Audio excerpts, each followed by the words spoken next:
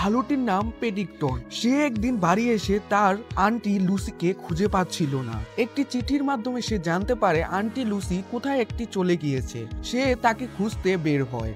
সে কি তার আন্টিকে খুঁজতে পারবে? এরকম একটি সুন্দর পারিবারিক কনসেপ্ট নিয়ে 2012 সালে মুক্তি পায় পেডিকটন নামের সিনেমাটি, যার বর্তমান IMDb রেটিং 7.8। তো চলো বেশি কথা না বাড়িয়ে চলে যাই মুভি এক্সপ্লেনেশন। মুভি শুরু হতেই আমরা একটি জঙ্গলের ভিতরে ছোট একটি কিউট ভালুকে দেখতে পাই। ভালুটি লাল কালারের বড় বড় ফুলের গ্রান নিচ্ছিল। ঠিক তখনই একটি গাছের ভিতরে একটি মাত্র কমলা দেখে তার ক্ষুধা পেয়ে যায় এবং সে সেটাকে নেওয়ার জন্য গাছে উঠতে থাকে। ঠিক তখনই গাছের ডালটি ভেঙে নদীতে পড়ে যায়। সে নদীর ঢেউয়ের সাথে সাথে সে একটি খাদে পড়ে যায়। আমরা দেখতে পাই একটি বড় ভাল্লুকের হাত তাকে উঠিয়ে নিয়ে যাচ্ছে। বড় ভাল্লুকটির নাম লুসি। তিনি তার বাড়িতে ছোট ভাল্লুকটিকে নিয়ে আসে এবং তাকে একটি সুস্বাদু খাবার দেয়। সে সেটা নিমিষে খেয়ে নেয় কারণ তার খুব খিদা লেগেছিল। খাবারটি খাওয়া শেষ হলে লুসি বলতে থাকে, তুমি হারিয়ে গিয়েছো। কখনো যদি তুমি কোনো বিপদে পড়ো তখন তুমি জোরে চিল্লাবে, সেটা দেখে আমিও চিল্লাবো এবং তোমাকে খুঁজে বের করব। এটা বলতেই পেডিকটন জোরে জোরে চিল্লানো শুরু করে। সিন শিফট হয়ে কয়েক বছর পরের ঘটনা দেখানো হয়।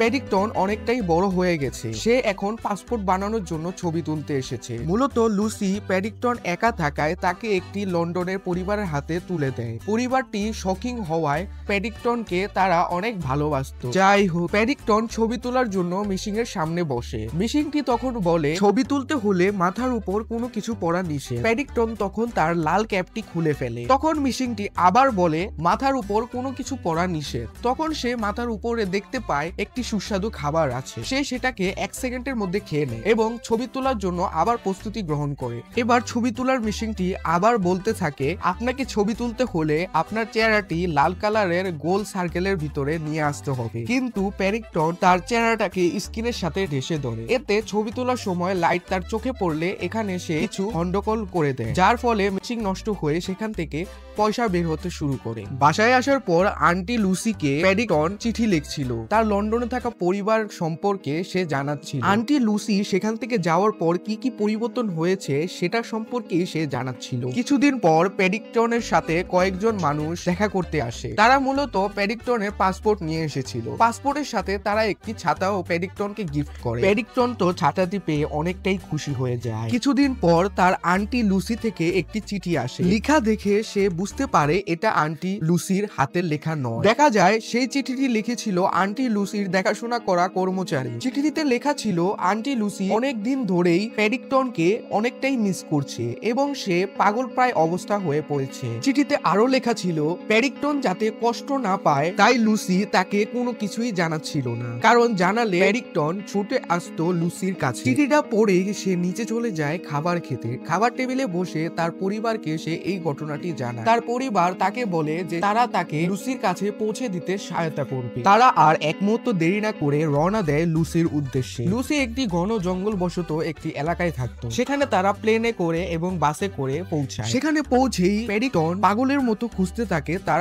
আন্টি লুসিকে, কিন্তু সে কোথাও তাকে খুঁজে পাচ্ছিল না। কিছুক্ষণ পর কর্মচারী এসে বলে লুসি কয়েকদিন যাবতই নিখোঁজ। কোথায় গিয়েছে, কি করছে তারা কিছুই জানে না। পেডিকটন তখন সিদ্ধান্ত নেয় সে তার আন্টি লুসিকে যে করেই হোক খুঁজে বের করবে। একটু পর সে চলে যায় আন্টি লুসির রুমে। সেখানে একটু ভালোভাবে দেখলে সে একটি চিঠি পায়। মূলত এটি চিঠি না, এটি একটি ম্যাপ ছিল, যেটিকে ফলো করলে হয়তো বা তারা আন্টি লুসিকে খুঁজে পেতে পারে। তাই সবাই মিলে ঠিক করে তারা এই ম্যাপ অনুসারে চলা শুরু করবে। ম্যাপ অনুযায়ী তাদের চলতে হবে নদী পথে, আর নদী পথে চলতে হলে একটি বোট প্রয়োজন। তারা তখন ঘাটে গিয়ে একটি বোট ভাড়া করতে চায়, কিন্তু সেটা বিপজ্জনক জায়গা হওয়ায় কেউই যেতে চাচ্ছিল না। তখন একজন বোটের মালিক এসে বলতে থাকে আমি যাব। এই লোকটি সম্পর্কে একটু বলে দেই। এই লোকটি অত্যন্ত লোভী ছিল এবং সে স্বর্ণের খোঁজ করত। মূলত তার পূর্বজরা স্বর্ণের খোঁজ করতে গিয়ে সবাই মারা গিয়েছিল। এখন সেও তার পূর্বজদের মতো লোভী আর তারা যেতে রাজি হয়ে যায়। ফলে তারা সবাই মিলে বোটে উঠে যার যার মতো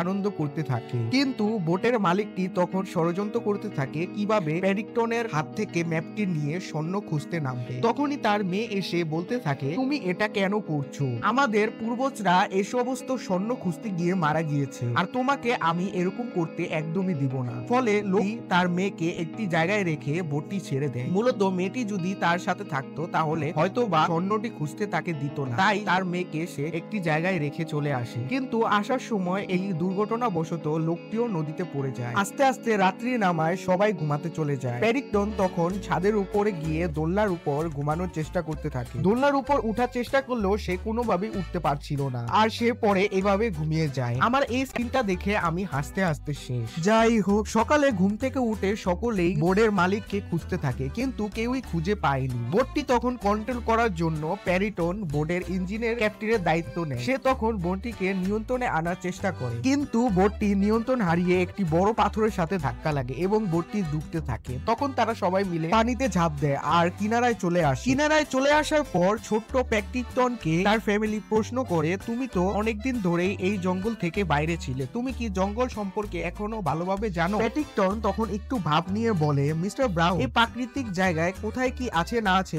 সবকিছুই আমি জানি। এই বলে সে একটি বস্তুর উপর পা রাখে। দেখা যায় সেই বস্তুটি বস্তু ছিল না, সেটি একটি জীব ছিল। সেটা তখন নড়ে উঠলে প্যারিকটন লাফিয়ে উঠে আর সবাই মিলে তখন হাসতে থাকে। এবার প্যারিকটন ভয়ে ভয়ে সবাইকে বলতে থাকে, আমাকে ফলো করো, আর তারা জঙ্গলের ভিতর এগিয়ে যেতে লাগে। কিছু দূর যাওয়ার পর প্যারিকটনের ফ্যামিলি তাকে প্রশ্ন করে, তুমি কি রাস্তা ভুলে গিয়েছো? প্যারিকটন তখন উত্তর দেয়, সম্ভবত।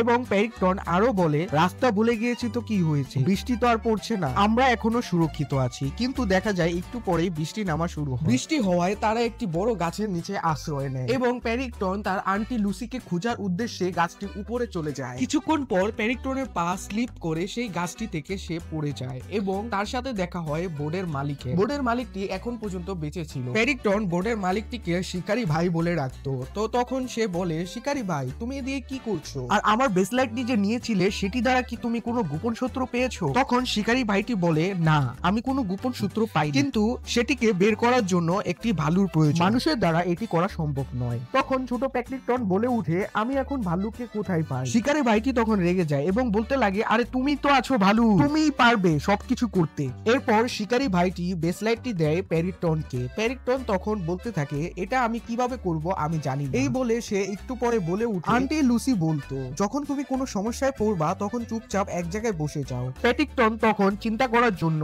বসে যেতে লাগে লাল টুপিটা পরে, এবং সে বসে একটি কাটার উপরে, যেটা তার খুব লাগে, এবং সে 1 মিনিট চুপ থাকার পরে জোরে একটি চিৎকার করে উঠে। সে চিৎকারটি করে একটু থামতেই সে আরেকটি চিৎকার শুনতে পায়। চিৎকারটি শুনে সে বুঝতে পারে এটি আন্টি লুসির চিৎকার। ছোটবেলায় আন্টি লুসি বলেছিল, তুমি যখন বিপদে পড়বে তখন জোরে চিৎকার করবে, সেটা দেখে আমিও চিৎকার করব আর তোমাকে খুঁজে বের করব। এই কথাটি তখন প্যারিকটনের মনে এসে যায় এবং সে বুঝতে পারে এই চিৎকারটি লুসির চিৎকার। সে তখন শিকারী ভাইটিকে বলতে থাকে, আপনি ভয় পাননি তো আমি জোরে চিৎকার করাতে? শিকারী ভাইটি বলে, না, আমি কোনো ভয় পাই। পরে তারা দুজনে মিলে সিদ্ধান্ত নেয় তারা আওয়াজটির পিছু করবে, এবং পিছু করতে করতে একটা সময় তারা একটি ব্রিজের মধ্যে এসে পড়ে। শিকারী ভাইটি লুবি থাকায় ব্রিজটির একটি অংশ পার হওয়ার পর সে একটি ধারালো অংশ দিয়ে সেই ব্রিজটির একটি অংশ কেটে দেয় এবং তারা আস্তে আস্তে পৌঁছে যায় সেই পাথর ঘেরা মেন জায়গায়। শিকারী ভাইটি তখন মনে করে পাথরের পিছনেই হয়তোবা স্বর্ণের খাজানা। সে তখন প্যারিকটনের হাত থেকে ব্রেসলেটটি নেওয়ার ফন্দি আটে। প্যারিকটন তখন ব্রেসলেটটি দিতে না চেলে সে তখন প্যারিকটনকে মারার জন্য খুঁজতে লাগে। প্যারিকটন তখন একটি ভেড়ার পিঠে চড়ে বসে, কিন্তু ভেড়াটি চলছিল না। তখন সে একটি সুস্বাদু খাবার ভেড়াটি সামনে রাখলে সেই ভেড়াটি চলতে লাগে। কিছু দূর যাওয়ার পর দুর্ভাগ্যবশত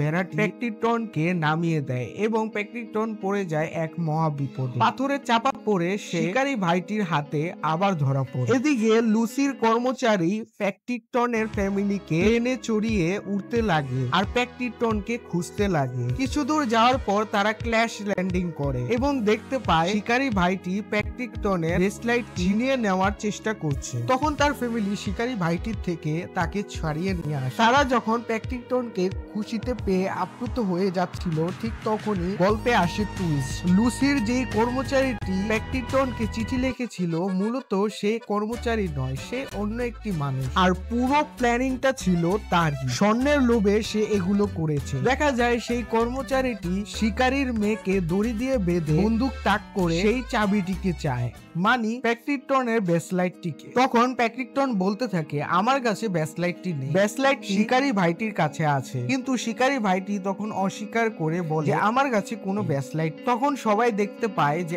আসলে শিকারী ভাইটির কাছেই ব্যাসলাইটটি আসে। সে দুষ্টু কর্মচারীটি তখন বলতে থাকে, আমাকে তাড়াতাড়ি ব্যাসলাইটটি দিয়ে দাও, না হলে আমি তোমার মেয়েকে মেরে ফেলবো। সেই শিকারী ভাইটি কোনো ঝামেলা ছাড়াই মিরাক্কেল আইডিয়া দিয়ে সেই দুষ্ট কর্মচারীকে দমন করে ফেলে। আর শিকারী ভাইয়া তার হাতে থাকা ব্যাসলাইটটি প্যাক্টনকে দিয়ে দেয়। তখন প্যাক্টন জিজ্ঞেস করে, আপনি এটা নিবেন না আর আমাদের সাথে আসবেন না? সে বলে, আমি আমার সব থেকে বড় সম্পত্তি পেয়ে গিয়েছি, আর আমার সব থেকে বড় সম্পত্তি হচ্ছে আমার মেয়ে।